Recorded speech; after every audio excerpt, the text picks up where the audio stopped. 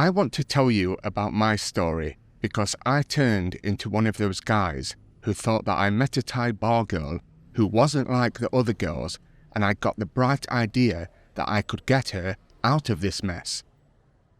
Her name is Mooki, and for a short time in my life, she brought me a lot of joy. She was the one girl who stood out to me one night when she was walking down Soi Cowboy. There was just something about her that got my full attention. I was sitting there at one of the bars, just watching people walk past, and when she came by, I just couldn't take my eyes off her. From looking at her, she seemed like she fit right in. She knew exactly how to act the part and move around the way that so many of the others do, but she seemed to do it better than the rest. She finally caught me looking at her, and I gave her a little wave to come over. I said, "Do I know you from somewhere?" I mean, I didn't know her at all, but it was just a way to start things off, breaking the ice. I asked her if she wanted to sit down for a drink, but she told me she was on her way to start work at a bar at the end of Soi Cowboy, but that I could come and join her in about half an hour when she was ready, if I felt like it. That was an easy yes for me. I stayed sat there, taking my time with my drink for those 30 minutes, and then I went over to her bar where she was. I got her a drink and we started talking. Her situation was pretty much the same as what I'd heard from other girls before. She had a child that her mother was taking care of, and it was up to her to make sure they had what they needed.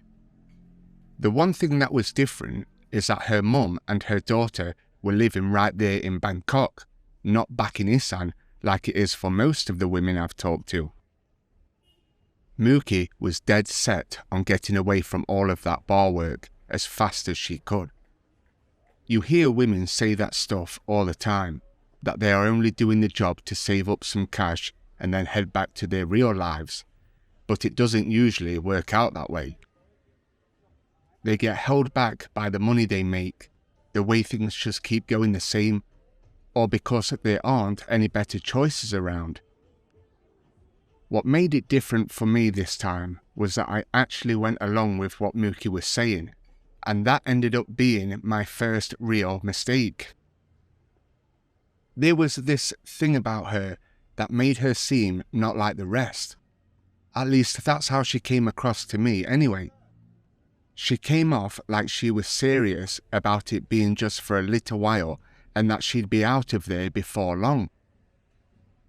She mentioned she'd only been working on Soi Cowboy for a few months, and when I looked into it, that turned out to be the truth.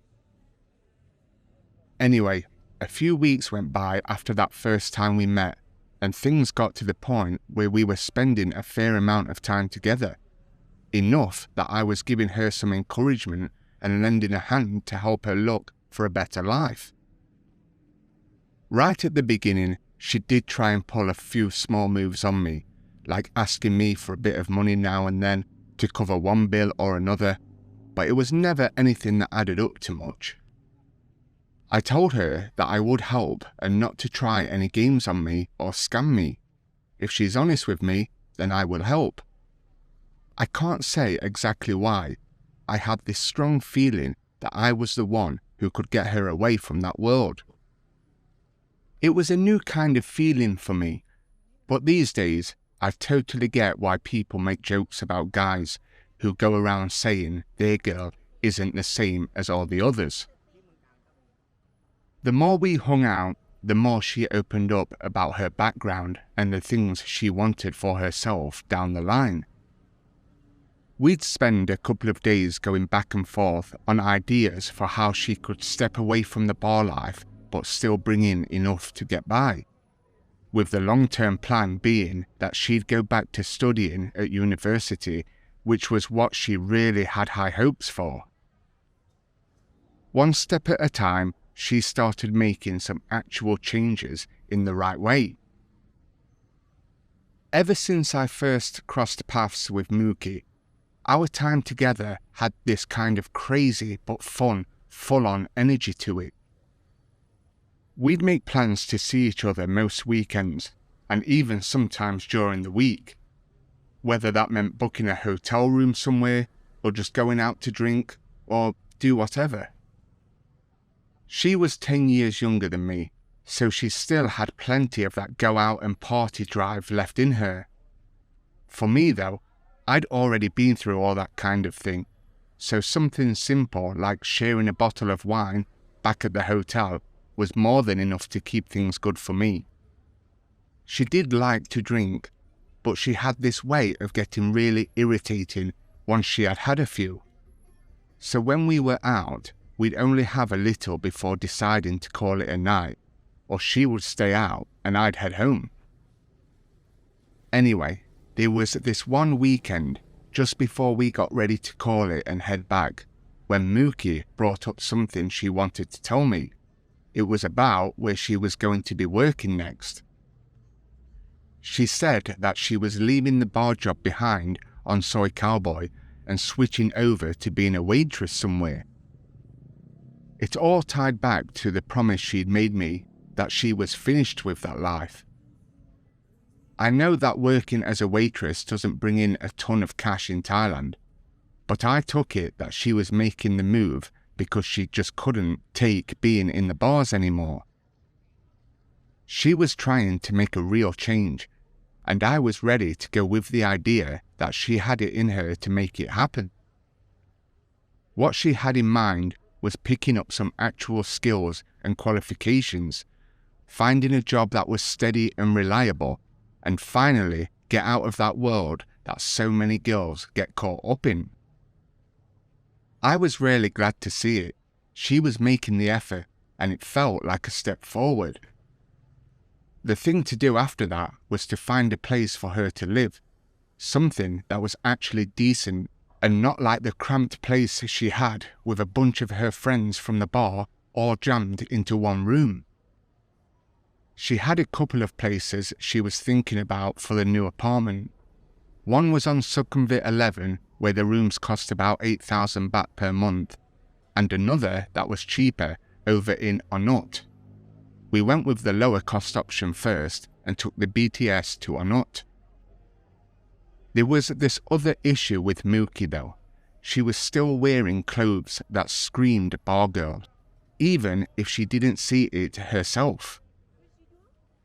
Especially if they were foreigners, it would look exactly like the usual bar girl and customer relationship.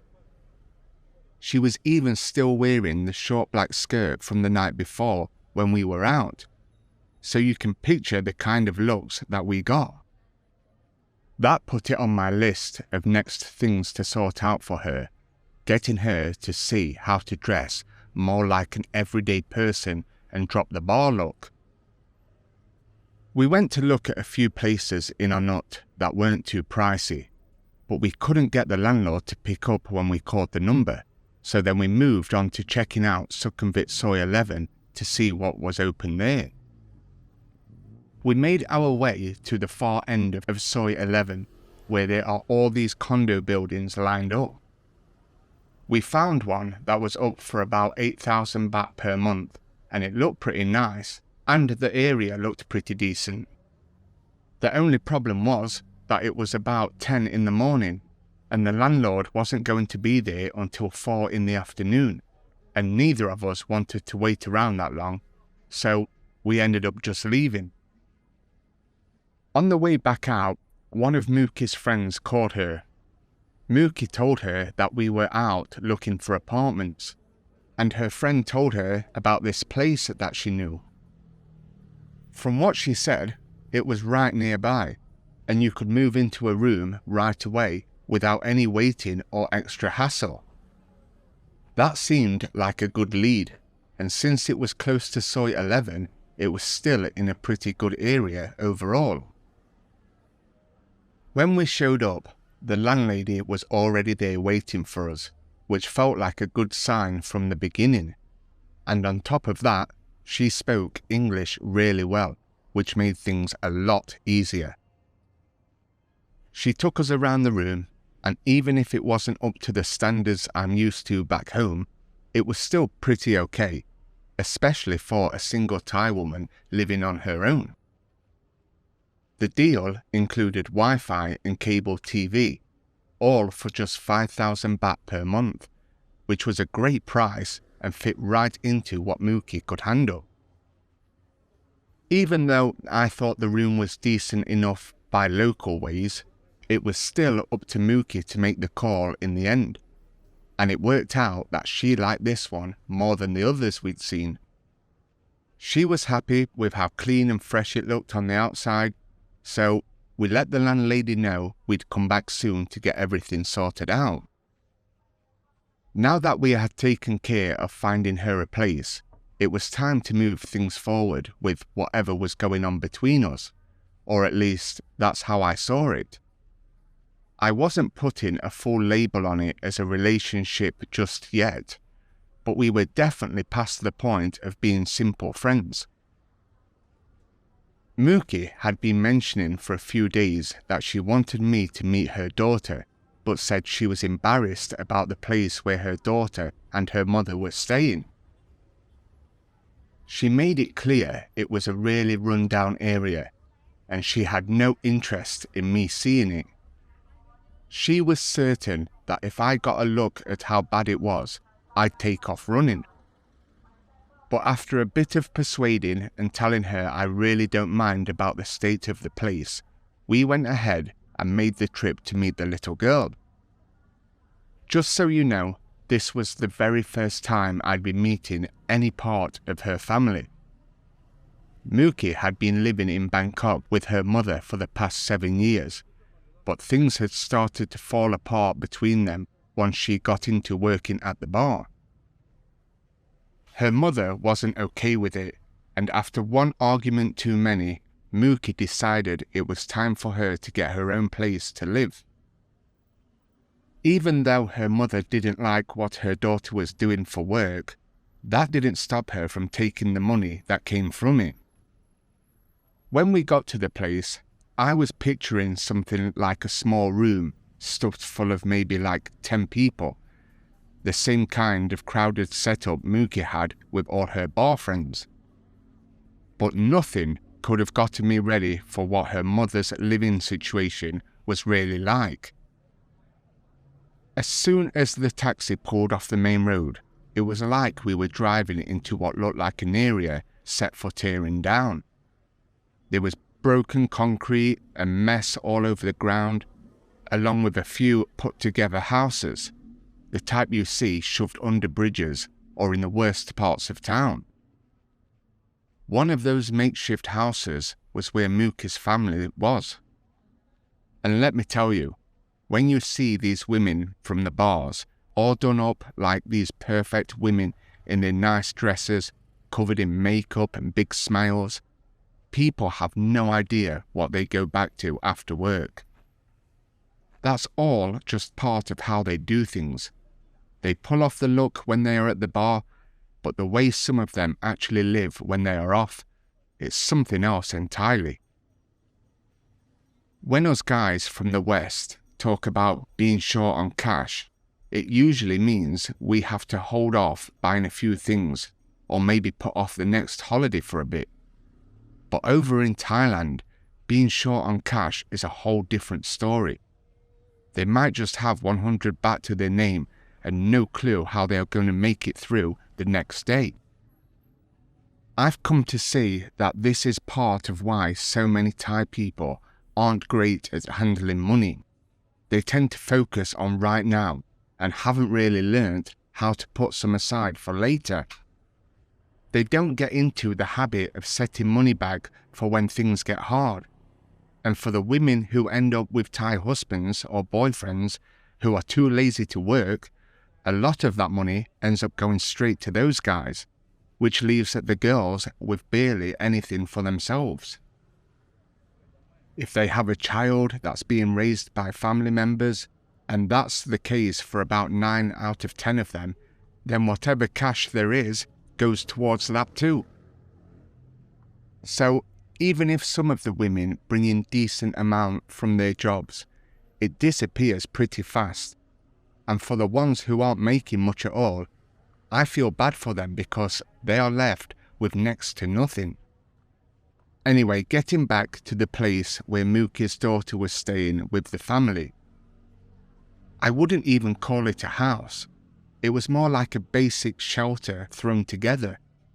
It was made out of bits of old wood and sheets of metal, with dirty water running right along the back of it.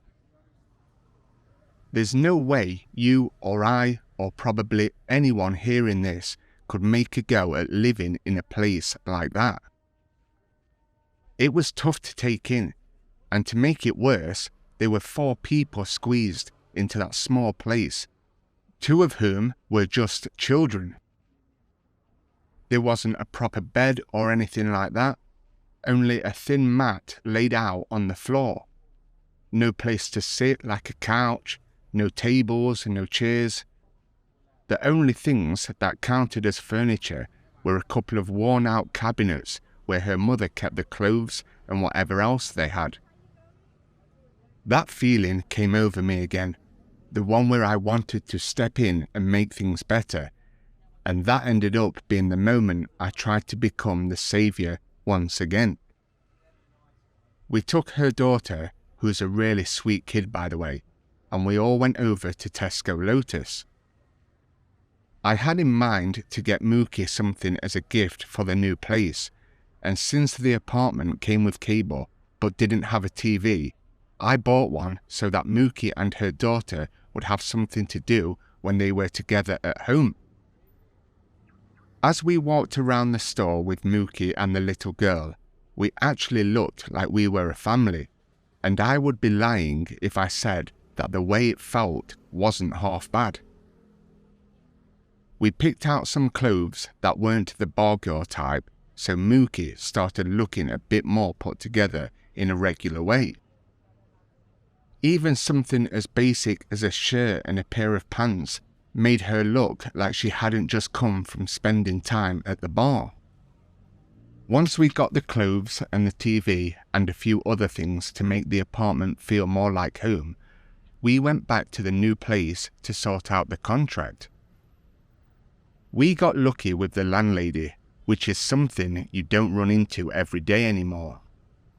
She said she'd have the room cleaned up and ready in just a few hours, so we could start moving things in right away. For the first time, Muki had a new home to call her own, a new job lined up, and it seemed like her luck was finally starting to turn around. I took care of putting down the deposit for the apartment. I also said I'd handle the rent each month and give her a little bit of extra money to help make up for what she wouldn't be earning anymore from the old job. And on top of all that, I agreed to give her some cash every month specifically for her daughter, but only if she showed me the statements that it was going into a bank account just for the kid, one that couldn't be touched for anything else. That's as far as I was willing to go with helping her out, and I was clear on that. She understood that I wasn't there to pay for her entire way of life, or whatever she wanted to spend it on. It was more about giving her that initial push until she could stand on her own 2 feet. All of this was really about Muki managing to leave behind the kind of life she never chose for herself, getting back into university classes, taking on a regular job, and having a space that was truly hers for the very first time. I started to think that maybe, just maybe, this was the kind of new beginning that she needed to get things on track. But I'm guessing you can already tell how this is going to play out. To the surprise of nobody, I had it all wrong. Even with all the bar routine she put on, I was convinced there was a genuine person underneath all of that who truly wanted to find a way out, and that was the reason I stepped up to help. Not handing over huge amounts like some guys do, throwing 20 or even 50 baht a month at what they call their girlfriends, but keeping it to no more than $10,000 a month. Things fell apart when I decided to stop by her new job during that first week she was supposed to be starting. I only wanted to check on how she was settling in and maybe keep her company for a bit. I'd stick around until her shift ended at 2 a.m. and then we'd head out together. But the second I stepped inside, I could tell right away that something wasn't right. The place she had described as the restaurant where she was going to be waitressing turned out not to be much of a restaurant at all. It was closer to a club that happened to have some food on the menu. And she wasn't working as a waitress there. In fact, she wasn't working there in any official way. What she was doing was exactly the same as her last job, just in a different place. Still lady drinks and sitting with customers. None of the new clothes that I had picked out for her were in sight, and she was dressed again in the same style she worn back when she was on Soi Cowboy. At first, she seemed glad that I'd shown up, but that switched over quick once she realized I'd figured out she had been lying. The whole mood changed. She got mad and started raising her voice at me with all the customers right there watching. It was embarrassing as anything, but she didn't seem to get that telling me she was a waitress was going to cause this kind of fallout. I don't think it ever occurred to her that I'd actually come by the place to see for myself. I also figured she might have had more to drink than she should have, because even with everyone staring, she kept going at me at full volume until one of the staff had to step in and tell us to take it outside so we could sort it out. We ended up having the argument right there on the street. She was going off saying she didn't want anything to do with me, making it sound like I was the one in the wrong. I tried pointing out to her that only 2 days earlier I'd helped her get set up in an actual home of her own, but she wasn't hearing any of it. After everything she said to me about how much she disliked the bar world, about how she was ready for a clean start, I'd taken her at her word. I'd put my trust in her. I'd covered the 20,000 baht deposit for her new place, bought her the TV and the little things to make it nice, even agreed to send her money each month for her and her daughter to help them get by, and this is what I got in return. I left that fight behind feeling like a complete idiot.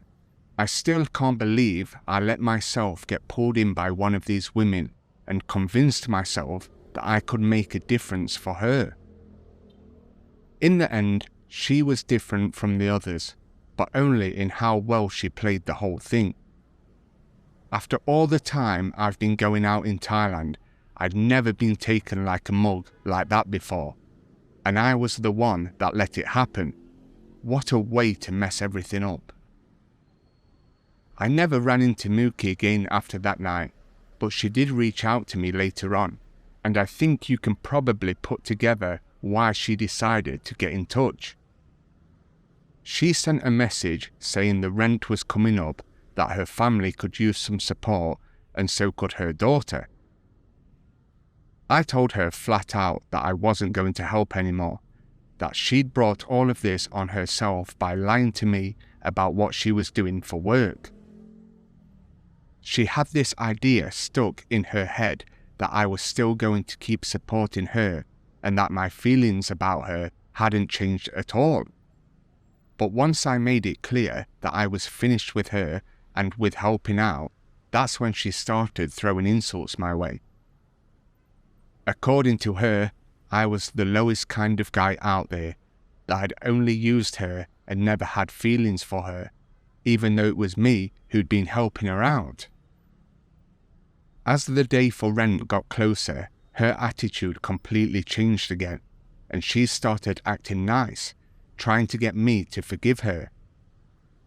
She kept saying she was sorry, that she'd been wrong and wanted the chance to make it up to me, that she would turn things around now. But by that point, it was way past too late. I'd already gotten the message loud and clear, and I wasn't about to let myself get played like that for a second time. When all the apologies and the emotional pleas didn't get anywhere, she moved on to the next idea. She told me she'd stopped with the bar work and had picked up a job at the mall. She said she was totally done with any kind of bar work and was committed to putting her life back together. Keep in mind, this was exactly the sort of thing I'd been working toward for her, trying to set her up with something better, but she ended up throwing it all away. I wasn't about to let her catch me off guard again, so I said if I could go and see for myself that she was actually working at the store, then maybe I'd think about helping her out and her family. But again, as you've probably already figured, there was no new job waiting, and no mall either. It was nothing but another way to try and pull me back in to covering for her. When she saw that she couldn't get one over on me this time around, she sent over one final message that was nothing but attacks. It went on about how awful I was, full of resentment, and just bad words altogether. That was at the end of the line for me. I wasn't going to put any more of my effort into trying to fix things for her.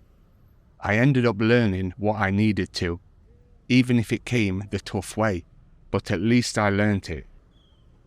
I should have walked away for good the minute I found out about her lying, but part of me wanted her to realize what she'd let slip away. I wanted her to realize she had a real opportunity to be looked after, to have someone handle about half of what it costs to keep going, and to actually have a chance at building something better for herself. But that wasn't her goal. She was after having me pick up the whole bill. So that's the whole thing, my story about getting it into my head that a bar girl was something special, and setting myself up as the guy to rescue her. If you are out there thinking the girl you've got is somehow different, you might want to take a minute and run that through your head a few more times. Thailand can turn into a real crazy ride, especially with the bars at night and all the wild things people end up doing. That's probably what pulls a bunch of guys to buy their tickets there in the first place. I don't have to explain the sort of things that goes on. You've all picked up on those kind of stories, or maybe even gone through them on your own. There's a whole bunch of those accounts out there, some that turn out okay, some that go bad, and some that are just plain rough. The way these stories usually go is we only get the guy's version, you know, the part where he ends up getting taken for a fool and convinced himself it was something more serious. Half the time, it's not really a setup. The guys just need to figure out what's actually happening. We don't hear much from the woman who's out there dealing with it every single day. We have no real sense of her past or what her life looks like when she's not at the bar. When men head to Thailand just to hit the night spots and meet women, they don't really sit around wondering about the tough parts these women have to handle or the things that brought them to this kind of job. Men who come for a short 2-week break and end up meeting a girl, they are mostly looking to just enjoy themselves. To them, it's like a bit of fun, some exciting thing to bring up later when they are settled back home. But for the women, their setup and their day-to-day are on another level. He packs up and goes back to his usual routine, but she has to walk right back into the bar and keep the same thing going on to the next person. When most of us pack up and leave Thailand, we don't stay in touch with the woman we ran into, and it doesn't even occur to us what their lives are like after that. Even for the men who stay in Thailand, and have a girl they see on a regular basis, do they actually learn much about her outside of those meetups and the time they spend drinking at the bar? They might tell themselves they know everything about her, but that's not the case. They don't have any grasp on the hard times she's facing or the reasons she's stuck in that line of work. For them, she's basically the person they have a drink with, have a good time with, and then do it all over again the next weekend. I'm fine saying I've spent a good number of years mixed up in all of this, going to the bars a lot and ending up as friends or closer with more than a few women who work there. The pattern that comes up over and over for why these women get involved and get pulled so far into the Thailand bar world has everything to do with the Thai men around them and the pressure from their families. If you sit down and talk to any of them, about 9 out of 10 will say they come from Isan, they had a baby with their first boyfriend, and he took off and left her to deal with being a mum on her own. Then, her parents end up taking care of the child one way or another while she goes looking for jobs in the bigger cities, and that's what lands them working in the bars. She ends up with the weight of looking after her parents and her kids, even if it pushes her into a kind of work she never thought she would do. It's not like every woman is there because she picked it. For some, there's just no other option, and if you don't have much of an education or any kind of college background, it's hard as hell to land even the most basic job in Thailand. For the ones who are just starting out, a lot of them get into it for the way of life, the pay, having fun with their friends. It feels like a big adventure at first. But keeping that up every night, month after month, it starts to hit hard, and the good times and the excitement just start to fade away. I don't regret meeting Muki. I wish I didn't fall for all her tricks, but I don't regret meeting her. I truly hope that one day she sees that she deserves better than the hand she has been dealt, and I wish nothing but a bright future for her.